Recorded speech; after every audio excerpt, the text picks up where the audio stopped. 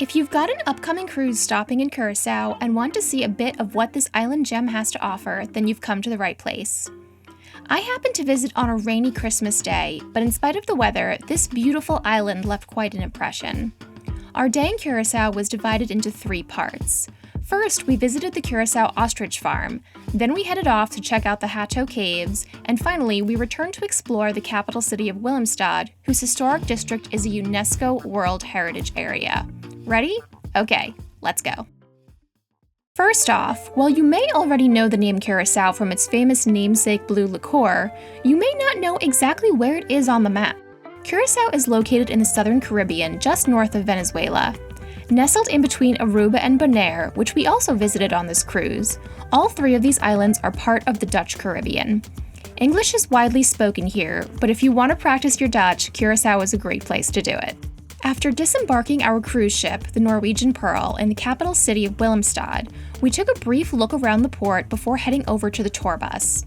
We'd return to the city later on in the day to do some independent exploring. First up on the agenda was the Curaçao Ostrich farm. After a half-hour drive east across the island, we arrived at one of the biggest ostrich breeding farms outside of Africa. We all piled into an old school bus for a safari-style ride through the grounds. Our guide was great and taught us a lot of fun facts about these giant, albeit not too bright birds. They're actually kind of intimidating close up. They come up to the open windows of the bus and you just have no idea what they're plotting or planning or thinking. They're the heaviest and largest living birds, and they're also the fastest. They look gangly and awkward, but they can run up to about 70 kilometers an hour, which is crazy fast.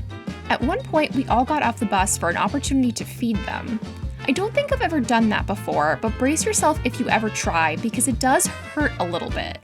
Those beaks are big and powerful, and the ostriches do not hold back. At the end of the tour, we also got a chance to stand on an ostrich eggshell just to see that yes, those eggs really can support the weight of a full-grown human. Next up on the agenda was the Hato Caves, another 30-minute drive heading northwest. The caves are right by the airport, so if you're flying in for a longer visit, they'll be one of the first things you pass on your way into Curaçao. The Hato Caves are the largest on the island and are over 300,000 years old. I love caves of all kinds, so I was pretty pumped to visit these. One of the nice things about them is that they're actually pretty easily accessible. You first head up about 50 steps as the cave entrance is located on one of the upper layers of the limestone that makes up the area.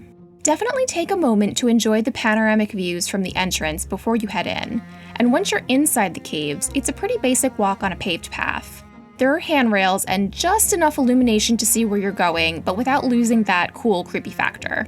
The weather was turning as we arrived at the caves, which ended up being great because we actually got a chance to see the rain coming down inside the cave. Such a fun, unexpected treat.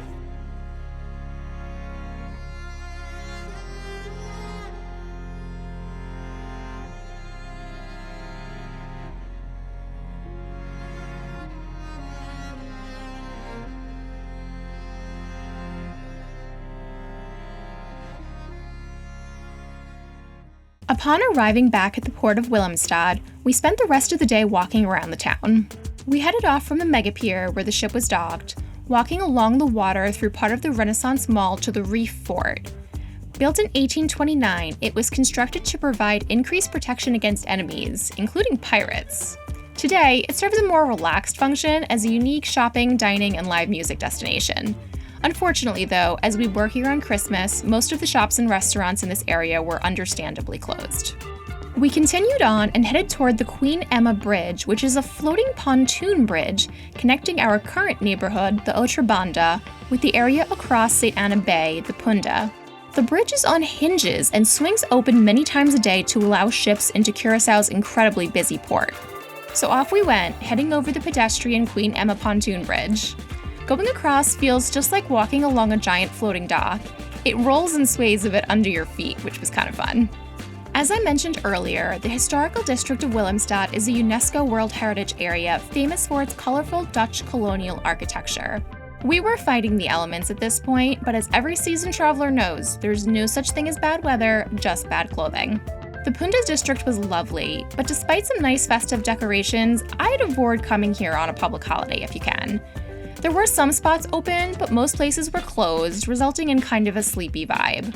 But while the spirit of the neighborhood wasn't what I imagine it is most days of the year, you could still tell that when awake, this area is full of a vibrancy not to be missed.